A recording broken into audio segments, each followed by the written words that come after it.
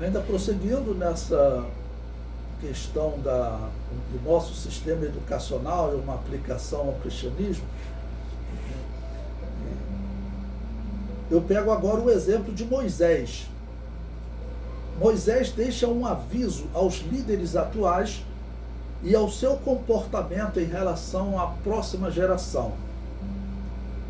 Deuteronômio capítulo 4, versículos 9 e 10.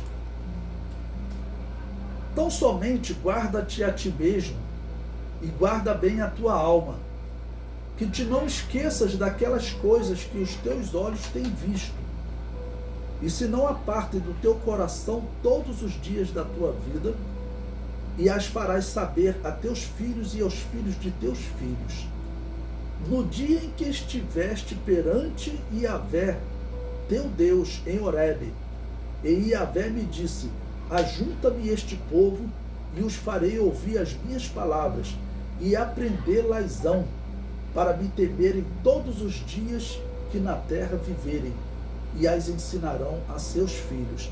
Ou seja, Moisés deixou esse aviso: olha, Deus deixou bem claro que vocês precisam aprender as palavras para temer a Deus, falando da importância do conhecimento. Se a pessoa não aprender a palavra, ela não vai temer a Deus.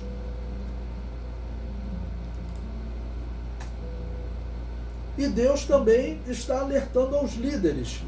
Eu pego o exemplo de Provérbios 22, versículo 6, que diz: instrui o menino no caminho em que deve andar, e até quando envelhecer, não se desviará dele.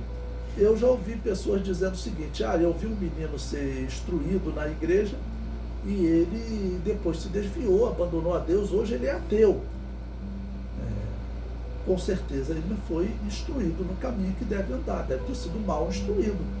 O que a Bíblia está dizendo é que se ele for instruído, bem instruído, ele realmente não vai se desviar desse caminho. Se ele se desviou, é porque ele não foi bem instruído.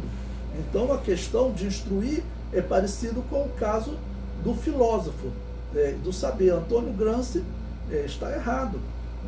É uma referência na filosofia da educação, mas ele diz que todos nós somos filósofos, porque todos nós nos questionamos sobre a origem, sobre a morte. No nascimento nós perguntamos por que nasce, por que vem a vida, e na morte por que a vida se esvai. Nós questionamos, então nós somos filósofos. Não, a pessoa fazer uma pergunta não significa ela se tornar amigo do saber. Lembre-se, filósofo, amigo do saber.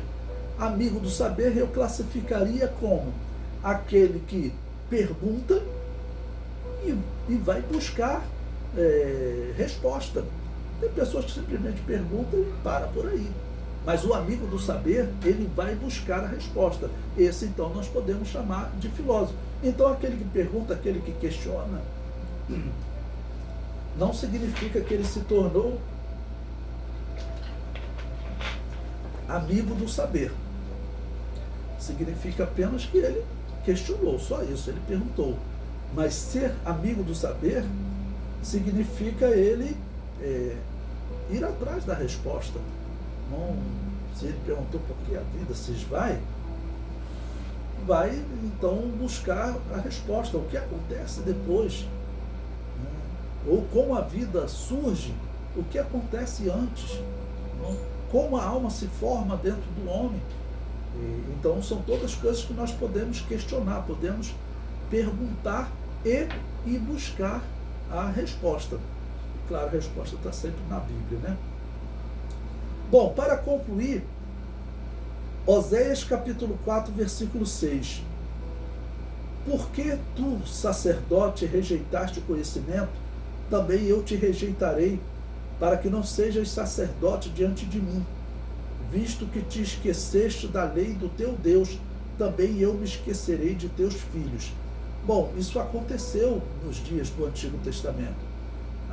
A destruição de Israel, um pouco antes da destruição final de Israel, próximo dos dias de Jeremias e nos dias do rei Josias, diz a história que um homem chamado Ilquias, um sacerdote, ele encontrou o livro da lei, ou seja, o livro da lei estava perdido. O que eles faziam né, no templo. Eles só faziam sacrifício de animais, obedeciam aquele ritual que vinha passando de pai para filho, mas o ensino da lei eles não faziam mais. Então o livro estava esquecido, ou seja, era um pergaminho, né? Encontrou um pergaminho, reencontrei aqui um pergaminho da lei.